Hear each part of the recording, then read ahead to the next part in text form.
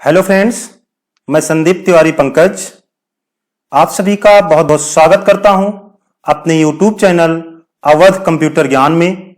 दोस्तों, आज के इस ट्यूटोरियल में हम आपको लिब्रे ऑफिस के अंतर्गत कैल्क का इंट्रोडक्शन कराएंगे और आज के इस क्लास में हम आपको बताएंगे कि लिब्रे ऑफिस कैल्क क्या है, स्प्रेडशीट सॉफ्टवेयर किसे कहते हैं, लिब्रे ऑफिस कैल्क को हम कैसे ओपन करेंगे, लिब्रे ऑफिस कैल्क में कौन कौन से एलिमेंट हैं और इसकी विशेषताएं क्या हैं, इन सब के बारे में आज की क्लास में हम आपको बहुत ही विस्तार से बताने वाले हैं। अतः आप सभी दोस्तों से निवेदन है कि इस वीडियो को लास्ट तक अवश्य देखिएगा और अगर आपने अभी तक हमारा चैनल नहीं सब्सक्राइब किया है तो आप हमारे चैनल को अवश्य सब्सक्राइब कर लें, जिससे आने वाली सभी वीडियो आपको मिलती रहे। तो चलिए हम जानते हैं कि लिब्रे ऑफिस कैल्क क्या है। तो जैसा कि आप देख सकते हैं, लिब्रे ऑफिस कैल्क एक एप्लीकेशन सॉफ्टवेयर है जिसे लिब्रे ऑफिस के सभी संस्करणों में एक प्रोग्राम के रूप में शामिल किया गया है। लिब्रे ऑफिस कैल्क को इलेक्ट्रॉनिक स्प्रेडशीट सॉफ्टवेयर कहा जाता है। जैसा कि आपको पता होगा, अगर आपने एमएस ऑफिस पढ़ा होगा तो वहां पे आपने Microsoft Word, Microsoft Excel, Microsoft PowerPoint पढ़ा है। तो वहां पे जैसे स्प्रेडशीट सॉफ्टवेयर के रूप में एमएस एक्सेल का प्रयोग किया जाता है, वैसे ही लिब्रे ऑफिस में स्प्रेडशीट सॉफ्टवेयर के रूप में कैल्क प्रयोग किया जाता है। इसे हम इलेक्ट्रॉनिक स्प्रेडशीट सॉफ्टवेयर भी कहते हैं। स्प्रेडशीट होता क्या है? Spreadsheet vertical and horizontal line की बनी एक ग्रिड होती है, एक जाल होती है जिसमें हम डेटा इंटर करके उन्हें आसानी पूर्वक कैलकुलेट कर सकते हैं। पीसी यानी पर्सनल कंप्यूटर के लिए विकसित किया गया पहला जो स्प्रेडशीट सॉफ्टवेयर था उसका नाम विजीकैल्क था। यह इंपॉर्टेंट क्वेश्चन है, आपसे पूछा जा सकता है कि हमारा पहला स्प्रेडशीट सॉफ्टवेयर कौन सा था, तो उसका नाम विजीकैल्क था। इसके अलावा VisiCalc, Lotus 123, Quattro Pro, VP Planner Plus, Multiplan, MS Excel और लिब्रे ऑफिस कैल्क, ये सभी स्प्रेडशीट सॉफ्टवेयर के उदाहरण हैं। यानी ये जितने भी नाम हैं इन सब में हम स्प्रेडशीट का काम करते हैं। अब हम जान लेते हैं कि लिब्रे ऑफिस को हम ओपन कैसे करेंगे, how to open Libre office Calc. तो यहां पे हमने आपको 3 तरीका बताया है। सबसे पहला तरीका है कि हमको स्टार्ट बटन पे क्लिक करना है, क्लिक ऑन स्टार्ट बटन। फिर आपको अगले स्टेप में गो टू ऑल प्रोग्राम यानी ऑल प्रोग्राम पे जाना है। पुनः आपको लिब्रे ऑफिस पर क्लिक करना है और जैसे ही आप लिब्रे ऑफिस पे क्लिक करते हैं आपको वहां पे लिब्रे ऑफिस कैल्क दिखाई देगा और वहां पे आप लिब्रे ऑफिस कैल्क पर क्लिक करेंगे, आपका लिब्रे ऑफिस कैल्क ओपन हो जाएगा। दूसरा तरीका है कि हम कीबोर्ड से विंडो की के साथ आर को प्रेस करें और हमारा रन डायलॉग बॉक्स ओपन हो जाएगा। वहां पे हमको एस कैल्क टाइप करना है रन बॉक्स में और एस कैल्क टाइप करने के बाद हमको एंटर बटन दबाना है या हम माउस से ओके पर क्लिक करेंगे और इसके बाद हमारा जो लिब्रे ऑफिस कैल्क है वो ओपन हो जाएगा। इसके अलावा तीसरा तरीका है कि अगर आपके डेस्कटॉप स्क्रीन पर लिब्रे ऑफिस कैल्क का आइकन बना है तो आप उस पर डबल क्लिक करके ओपन कर सकते हैं और इस तरह से आपका लिब्रे ऑफिस कैल्क ओपन हो जाएगा। तो चलिए हम देखते हैं जब हमारा लिब्रे ऑफिस कैल्क ओपन होता है तो वो किस तरह से दिखाई देता है। अगर आप यहां पे देखें तो यहां पे हमने लिब्रे ऑफिस कैल्क का जो है स्क्रीनशॉट यहां पे दिया है, जहां पे आप समझ सकते हैं कि कहां पे मेनू बार है, कहां पे फॉर्मेटिंग टूल बार है, कहां पे टाइटल बार है, ये सारी चीजें जान सकते हैं। तो चलिए हम एक एक करके आपको इंट्रोड्यूस कराते हैं। सबसे पहले अगर आप देखें ऊपर वाली पट्टी जहां पे अनटाइटल 1 लिखा है लिब्रे ऑफिस कैल्क, तो ये जो पट्टी है पूरी इसको हम कहते हैं टाइटल बार। अगर आप यहां पे देखें तो यहां पे आपको दिखाया गया है कि ये टाइटल बार होता है। अब अगर हम टाइटल बार में ही देखें तो यहां पे 3 बटन आपको दिखाई देती है, मिनिमाइज, मैक्सिमाइज और रिस्टोर और क्लोज। यानी अगर आप इस विंडो को टास्क बार में छिपाना चाहते हैं तो आप मिनिमाइज बटन पे क्लिक करेंगे। अगर आप इसको छोटे स्क्रीन पे करना चाहते हैं, फुल स्क्रीन के बजाय छोटे स्क्रीन पे, तो आप इसको रिस्टोर करेंगे और जब ये रिस्टोर होगा तो वहां पे आपको मैक्सिमाइज का ऑप्शन मिल जाएगा। आप यहीं पे क्लिक करेंगे तो आपकी स्क्रीन फुल स्क्रीन पे हो जाएगी। आप यहां से इस विंडो को क्लोज कर सकते हैं। इसके बाद अगर हम टाइटल बार के नीचे देखें तो यहां पे हमारा जो अगला बार है वो मेनू बार है, जिसमें file, edit, view, insert, format, style, sheet, data, tools, window, help, ये जो है आपको मेनू मिल जाते हैं। एक क्वेश्चन यहां से भी पूछा जाता है कि आपके कैल्क में कितने मेनू है, तो अगर आप यहां पे देखें तो यहां पे आपको टोटल 11 मेनू दिखाई देते हैं। इसके बाद मेनू बार के नीचे अगर हम देखें तो हमारा स्टैंडर्ड टूल बार होता है, जहां पे हमको न्यू, ओपन, सेव और सेव एज पीडीएफ ये सारे विकल्प मिल जाते हैं। ये सारे जो ऑप्शन है आपको अंदर मेनू के अंदर भी मिलते हैं, लेकिन इन टूल्स को जो है ऊपर स्टैंडर्ड टूल बार के अंतर्गत दिखाया गया है। ऐसे ही फॉर्मेटिंग टूल बार आपको नीचे मिल जाता है। स्टैंडर्ड टूल बार के ठीक नीचे हमारा फॉर्मेटिंग टूल बार होता है, जहां पे आपके डॉक्यूमेंट को फॉर्मेट करने से संबंधित टूल्स दिए गए हैं। ये सारे टूल्स आपको फॉर्मेट मेनू के अंतर्गत भी मिलते हैं, लेकिन आपको यहां पे अलग से फॉर्मेटिंग टूल बार दिया गया है। इसके बाद अगर हम नीचे देखें तो यहां पे हमको फार्मूला बार दिखाई देता है। अगर आप देखें तो यहां पे जो हमारा फॉर्मेटिंग टूल बार है उसके नीचे आपको दिखाई देता है। अगर आप यहां पे देखें तो ये फॉर्मेटिंग टूल बार है, ये आपका स्टैंडर्ड टूल बार आपको दिखाया गया है। ये जो पट्टी है हमारी स्टैंडर्ड टूल बार है, इसके नीचे हमारा फॉर्मेटिंग टूल बार है, और इसके नीचे अगर हम देखें तो हमारा फार्मूला बार होता है, जो कि हमने आपको यहां पे दिखाया है। ये आपका फार्मूला बार है। ऐसे ही अगर हम यहां पे देखें तो यहां पे हमारा सेल का नेम बॉक्स दिखाता है, और यहां पे अगर हम देखें तो इस समय हमारा जो एक्टिव सेल है वो आपका A1 है। अगर हम देखें तो ये हमारा जो लाइनिंग आप देख रहे हैं तो ये लाइनिंग दिखाता है कि इस समय हमारा ये एक्टिव है, और यहां पे जो सेल एक्टिव होगा उसका जो सेल एड्रेस होगा वो आपको यहां पे दिखाएगा। इसके बाद अगर हम इधर देखें तो यहां पे हमारा साइड बार आता है। ये हमारा साइड बार है, इसका शॉर्टकट की भी है Ctrl+F5, और ये हमारा वर्टिकल स्क्रॉल बार है। अगर हम नीचे जाएं तो नीचे भी हमको हॉरिजॉन्टल स्क्रॉल बार मिल जाता है। यहां पे अगर आप देखें तो ये हमारा हॉरिजॉन्टल स्क्रॉल बार है। यहां पे डिफॉल्ट सीट 1 दिया गया है। वैसे बाय डिफॉल्ट जो सीट की संख्या होती है वो एक ही होती है, लेकिन हम यहां प्लस के निशान से हम इसको बढ़ा सकते हैं। अगर आप यहां पे देखें तो यहां पे हमारा जूम बटन दिया गया है। तो इस तरह से अगर आप देखें तो हमने आपको स्क्रीन का पूरा परिचय करा दिया है। अब चलिए हम आगे देखते हैं।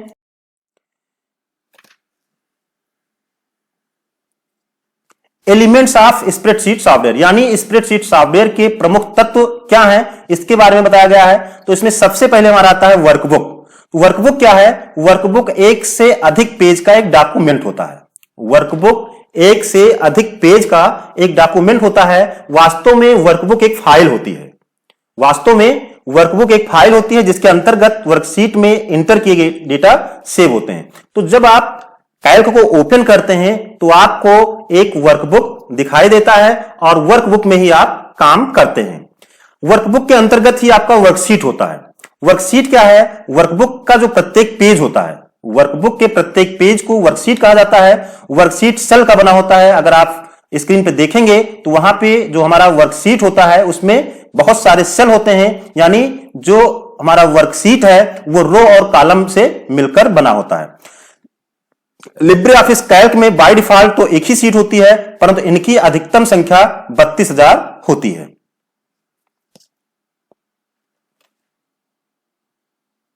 इसके बाद हमारा अगला आता है इसमें सेल। सेल क्या है? सेल वर्कशीट की सबसे छोटी इकाई होती है जिसमें हम डेटा इंटर करते हैं।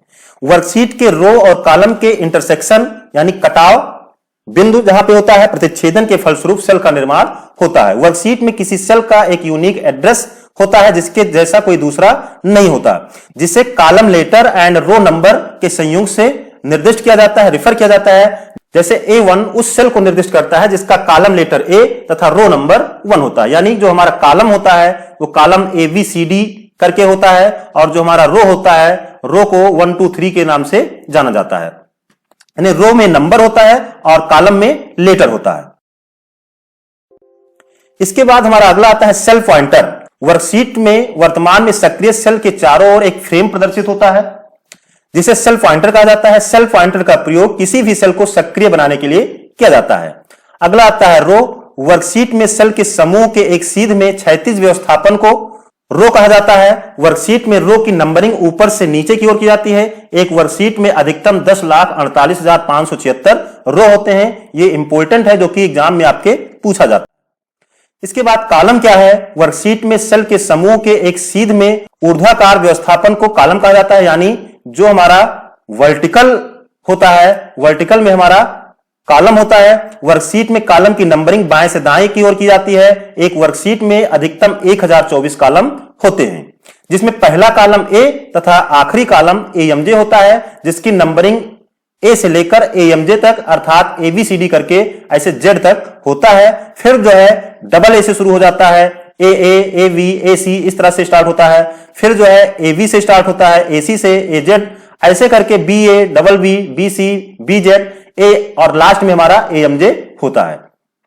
अतः कॉलम A वर्कशीट के पहले कॉलम को, Z 26वें कॉलम को, AA 27वें कॉलम को, AZ 52वें कॉलम को, BA 53वें कॉलम को और इसी तरह AMJ 1024वें कॉलम को दर्शाता है।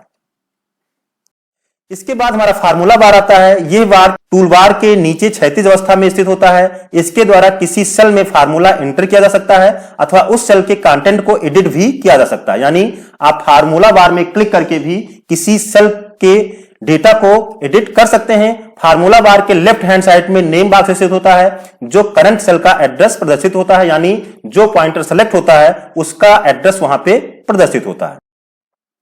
अब हम जान लेते हैं एक इलेक्ट्रॉनिक स्प्रेडशीट के क्या क्या फीचर्स हैं, क्या क्या विशेषताएं हैं।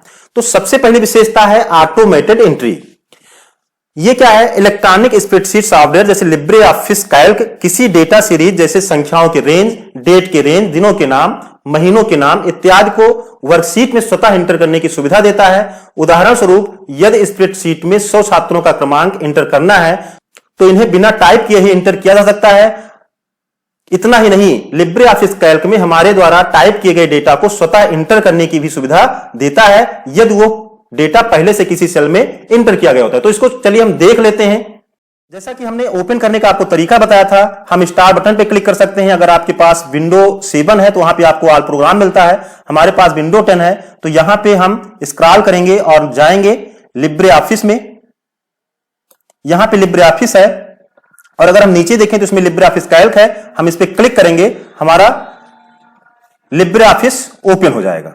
इस तरह से हमारा लिब्रे ऑफिस ओपन है और हमने यहां पे टास्क बार में भी इसको पिन किया है। हम यहां से भी डायरेक्टली क्लिक करके लिब्रे ऑफिस कैल्क को ओपन कर सकते हैं। यहां पे हमारा कैल्क ओपन हो गया है और हम आपको दिखाते हैं सीरीज बनाने को। जैसे हम यहां पे लिखते हैं 1 और लिखने के बाद हम क्या करेंगे, इस सेल को सेलेक्ट करेंगे यानी एक्टिव करेंगे और जब हमारा माउस पॉइंटर इस तरह से बनेगा तो हम माउस का लेफ्ट बटन दबा के इसे खींचेंगे और खींचने के बाद अगर आप देखें तो इस तरह से सीरीज बनता जाता है। ऐसे ही अगर हम टाइप करें JAN यानी हम शॉर्ट में लिखते हैं जनवरी और इसको अगर हम स्क्रॉल करें तो भी आप देखेंगे जनवरी फरवरी हमारा लिख जाएगा। ऐसे हम लिखते हैं संडे मंडे तो हम सन लिखते हैं और इसके बाद इसको हम स्क्रॉल करते हैं तो आप देखेंगे संडे मंडे भी आपका लिख जाएगा। इसी तरह से अगर हम जनवरी को हम पूरा लिखें तो आप देखेंगे, स्क्रॉल करें इसको तो आप देखेंगे पूरा जनवरी फरवरी आपको इस तरह से मिलेगा। ऐसे ही हम संडे मंडे भी पूरा लिखेंगे तो पूरा लिख जाएगा, कैपिटल लिखेंगे तो कैपिटल लिख जाएगा। और इसी तरह से हमने बताया आपको कि जैसे हम मान लीजिए ऊपर लिख देते हैं तरफगंज और इसी को अगर हमको नीचे पुनः लिखना हो तो जैसे ही हम टी लिखते हैं तो वहां पे सजेस्ट करता है और यहां पे अगर हम जो है टैब दबा दें तो आप देखें ये हमारा स्वतः लिख जाएगा। तो यही चीज हमने आपको अभी बताया है। तो चलिए हम आगे देखते हैं। अगला है ऑटोमेटेड रिकैलकुलेशन। यदि हम उस सेल के डेटा को परिवर्तित करते हैं जिसका रेफरेंस किसी फार्मूला में दिया गया रहता है तो लिब्रे ऑफिस कैल्क स्वतः ही उस फार्मूला को पुनः कैलकुलेट कर उन सभी सेल की वैल्यू को अपडेट कर देता है। What if analysis. What if analysis को संपादित करने के लिए लिब्रे ऑफिस कैल्क कई टूल्स जैसे कि गोलसीक, सॉल्वर इत्यादि उपलब्ध कराता है। इसका प्रयोग किसी सूचना या संभावना के आधार पर भविष्यवाणी करने के लिए किया जाता है। तो चलिए हम ऑटोमेटेड रिकैलकुलेशन को भी देख लेते हैं। यहां पे हम कुछ लिख देते हैं और यहां पे हम टोटल करते हैं। टोटल के लिए हम यहीं पे क्लिक करते हैं और सम करते हैं। ये हमारा सिलेक्शन हो गया, एंटर करते हैं। अब यहां पे अगर आप देखें तो हमारा टोटल आ गया है। अगर हम यहां पे कोई वैल्यू चेंज करेंगे आप देखेंगे 658 है भी यहां पे। हम जैसे ही बाहर क्लिक करेंगे आप देखेंगे हमारा यहां पे ऑटोमेटिक कैलकुलेशन हो गया है। तो यहां पे जो हमारा कैल्क है वो स्वतः जो है हम अगर कोई चेंजेस करते हैं अपने डेटा में तो वो उसको रिकैलकुलेट कर देता है। अगला इसमें वर्कशीट के किसी सेल में डेटा एंटर करने के लिए निम्नलिखित 3 स्टेप लेने पड़ते हैं। यानी यहां पे आपको बताया गया है कि हम वर्कशीट में किस तरह से डेटा एंटर करते हैं। तो वर्कशीट के किसी सेल में डेटा एंटर करने के लिए निम्नलिखित 3 स्टेप लेने पड़ते हैं। सबसे पहला जो स्टेप है उसमें हमको क्या करना है, उस सेल को एक्टिव करना है जिसमें हम डेटा एंटर करते हैं। किसी सेल को एक्टिव करने के लिए उस सेल पर आपको क्लिक करना पड़ता है। फिर आपको क्या करना है, वांछित डेटा को सेल में टाइप करना है और अंत में एंट्री को पूर्ण करने के लिए आप एंटर की दबा सकते हैं या टैब की दबा सकते हैं या कोई भी एरो की आप दबाएंगे, आपकी जो एंट्री है वो पूरी हो जाएगी। वर्कशीट के किसी सेल में निम्नलिखित 3 प्रकार की एंट्री की जा सकती है। हम न्यूमेरिक एंट्री कर सकते हैं, टेक्स्ट एंट्री कर सकते हैं और फार्मूला एंट्री कर सकते हैं। न्यूमेरिक एंट्री क्या होती है, किसी भी न्यूमेरिक एंट्री में निम्नलिखित अंकों और चिन्हों का समायोजन किया जा सकता है। जैसे उसमें 0 से 9 नंबर हो सकता है, कोई पॉइंट हो सकता है, प्लस माइनस स्टार, यानी कोई भी सिंबल हो सकता है। यहां पे कुछ ध्यान देने योग्य बातें हैं, जैसे कि लिब्रे ऑफिस कैल्क डेट और टाइम को भी न्यूमेरिक एंट्री मान लेता है। जब हम किसी सेल में किसी नंबर को इंटर करते हैं और उस नंबर में वर्तमान अंकों की संख्या उस सेल की चौड़ाई से अधिक होती है और साथ ही साथ वो नंबर फॉर्मेटिंग नहीं किया गया होता है, तो लिब्रे ऑफिस कैल्क उस नंबर को साइंटिफिक नोटेशन E+ के रूप में दर्शाता है। परंतु यदि सेल की नंबर फॉर्मेटिंग की गई होती है तो लिब्रे ऑफिस कैल्क उस नंबर को 3 हैजेस के रूप में दर्शाता है, जैसा कि आप इमेज में भी देख सकते हैं। बाय डिफॉल्ट न्यूमेरिक एंट्री हमारी राइट लाइन होती है। चलिए इसको भी हम चेक कर लेते हैं। यहां पे हम कुछ नंबर लिखते हैं और अगर हम इसमें ज्यादा लिख दें, सेल से बाहर जैसे ही जाएगा, आप देखें यहां E+ के रूप में आपको दिखाता है। क्यों दिखाता है, क्योंकि ये अभी नंबर फॉर्मेटिंग में नहीं है। अगर हम फॉर्मेट मेनू में जाएं और यहां पे अगर आप देखें नंबर फॉर्मेट में, तो अभी हमारा क्या है, जनरल नंबर है। अगर हम इसको नंबर फॉर्म में कर दें तो आप देखेंगे ये जो है हैज के रूप में दिखाता है। क्यों, क्योंकि नंबर फॉर्मेटिंग हमने कर दिया है और हमने कहा कि जब नंबर फॉर्मेटिंग की गई होती है तो ये 3 हैज के रूप में दिखाता है अगर हम सेल से ज्यादा बड़ी वैल्यू लिखते हैं। अगर हम इस सेल को बड़ा कर दें और आप देखेंगे कि ये जो हमारा नंबर है वो आपको अब शो करने लगेगा। यहां पे अगर आप देखें तो यहां पे पॉइंट लगा है, अगर आप इस पॉइंट को हटाना चाहते हैं तो आप यहां पे क्लिक करें तो ये पॉइंट जो है आपका हट जाएगा। तो इस तरह से आप देख सकते हैं। इसके बाद इसमें बताया गया कि बाय डिफॉल्ट न्यूमेरिक एंट्री हमारी राइट लाइन होती है, जबकि जो हमारा टेक्स्ट एंट्री है वो आपका लेफ्ट लाइन होता है। किसी भी टेक्स्ट एंट्री में अक्षरों A से Z, अंकों 0 से 9 तथा विशेष चिन्ह का समायोजन किया जा सकता है। टेक्स्ट एंट्री में अगर आप देखें तो यहां पे आपका A से Z भी हो सकता है और 0 से 9 नंबर भी हो सकता है या कोई विशेष चिन्ह भी हो सकता है। किसी नंबर को अगर हम टेक्स्ट के रूप में लिखना चाहते हैं तो उसके लिए क्या करना है, उस नंबर को एपॉस्ट्रोफिक चिन्ह के साथ प्रीफिक्स करना पड़ता है या फिर उस नंबर को 2 कोटेशन मार्क के बीच रखकर बराबर के चिन्ह से प्रीफिक्स करना पड़ता है। जैसे इंडिया है तो इंडिया तुम्हारा टेक्स्ट एंट्री है ही, अगर हम 1 to 5 लिखा है इसको टेक्स्ट एंट्री में करना चाहते हैं तो यहां पे हम अगर देखें तो यहां पे हमको क्या करना है, एपॉस्ट्रोफी का चिन्ह लगाना है या जो है हम इक्वल डबल कोटेशन मार्क में भी हम इसको लिख सकते हैं। बाय डिफॉल्ट टेक्स्ट एंट्री आपकी लेफ्ट लाइन होती है। तो चलिए हम इसको भी आपको करके दिखाते हैं। अब यहां पे हम जो है कुछ लिखते हैं। पहला हम एपॉस्ट्रोफी लगाते हैं और हम बाहर क्लिक करते हैं। जैसे हम बाहर क्लिक करते हैं वो देखिए एपॉस्ट्रोफी आपको हट गया दिखाई देता है और ये हमारा टेक्स्ट के रूप में हो जाता है। इसी तरह यहां पे हम दूसरा उदाहरण लेते हैं। जैसा कि बताया गया इक्वल और आपको डबल इन्वर्टेड कामा लगाना है। यहां पे कोई गिनती आपको लिखनी है, फिर से आपको क्लोज करना है और बाहर क्लिक करना है और इंटर करना है। आप देखेंगे कि हमारा ये टेक्स्ट के रूप में हो गया, यानी है तो आपका नंबर लेकिन ये हो गया किसमें, ये आपका टेक्स्ट के रूप में हो गया है। तो इस तरह से आप देख सकते हैं कि अगर हम चाहें तो नंबर को भी टेक्स्ट के रूप में लिख सकते हैं। इसके बाद हमारा अगला आता है formula entry. Libre office Calc में फार्मूला का प्रयोग वर्कशीट में पहले से इंटर किए गए डेटा या फार्मूला के साथ साथ सीधे दिए गए डेटा पर किसी खास ऑपरेशन को संपादित या प्रोसेस करने के लिए किया जाता है। फार्मूला का प्रयोग किसी भी मैथमेटिकल ऑपरेशन, स्टैटिकल ऑपरेशन या फाइनेंशियल अथवा अकाउंटिंग ऑपरेशन को संपादित करने के लिए किया जाता है। यहां पे भी कुछ ध्यान देने वाली चीजें हैं, जैसे फार्मूला एंट्री निश्चित रूप से बराबर के चिन्ह से प्रारंभ होता है। ये आपको ध्यान रखना है, जो भी फार्मूला होगा वो आपका इक्वल से ही स्टार्ट होगा। जैसा कि आप यहां नीचे देख सकते हैं, इक्वल सम आपका ब्रैकेट है A1 से लेकर A10 के जो है रेंज को यहां पे दिया गया है और टोटल किया गया है। ऐसे यहां पे हम इक्वल्स लगा के A1 प्लस B3 प्लस इस तरह से भी लिख सकते हैं। इसके बाद अगला इसमें आता है एड्रेस। तो ये भी बहुत ही इंपॉर्टेंट है, इससे भी क्वेश्चन आपके ट्रिपल सी एग्जाम में पूछा जाता है। वर्कशीट में प्रत्येक सेल का एक यूनिक एड्रेस होता है जिसके द्वारा किसी सेल को निर्दिष्ट किया जाता है। जब हम किसी फार्मूला में किसी सेल एड्रेस को निर्दिष्ट करते हैं तो लिब्रे ऑफिस कैल्क उस सेल एड्रेस वैल्यू को रीड करता है। लिब्रे ऑफिस कैल्क में सेल एड्रेस को निम्नलिखित 3 तरह से निर्दिष्ट किया जा सकता है: relative cell referencing, absolute cell referencing और मिक्स सेल रेफरेंसिंग। तो चलिए हम एक एक के बारे में जानते हैं। रिलेटिव सेल रेफरेंसिंग क्या होता है? जब हम किसी फार्मूला को एक सेल से दूसरे सेल में कॉपी करते हैं तो लिब्रे ऑफिस कैल्क स्वतः ही फार्मूला में प्रत्येक सेल के रेफरेंस को एडजस्ट कर देता है। इस प्रकार के सेल एड्रेस में सबसे पहले कॉलम का लेटर और फिर रो का नंबर एंटर किया जाता है, जैसे कि A1, B1, S3 इत्यादि।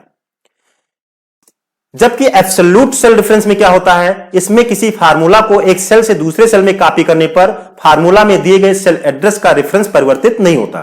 किसी भी सेल एड्रेस को एब्सोल्यूट बनाने के लिए उस सेल एड्रेस के कॉलम लेटर और रो नंबर से पहले एक डॉलर का निशान लगा दिया जाता है। जैसे अगर आप यहां पे देखें तो यहां पे $A और $1 लगा है, $B है, $5 है, $H है, $3 है। तो ये हमारा एब्सोल्यूट सेल रेफरेंस होता है। अगर आपके कॉलम लेटर और रो नंबर से पहले डॉलर का निशान लगा है तो आप समझ लीजिए वो आपका एब्सोल्यूट सेल रेफरेंस होता है।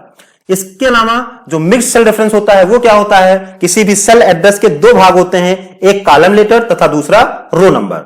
सेल एड्रेस के किसी एक भाग को हम रिलेटिव कर दें और दूसरे भाग को हम एब्सोल्यूट रहने दें तो उस सेल का एड्रेस मिक्स सेल हो जाएगा, मिक्स सेल रेफरेंस हो जाएगा। जैसे ए के पहले अगर आप देखें तो डॉलर का सिंबल लगा जबकि 1 के पहले नहीं लगा है, या आप ए को वैसे रहने दें और 1 के पहले आप डॉलर लगा दें, या बी के पहले डॉलर लगा दें और 3 ऐसे रखते हैं। तो ये जो है ये आपका मिक्स सेल रेफरेंस कहलाता है।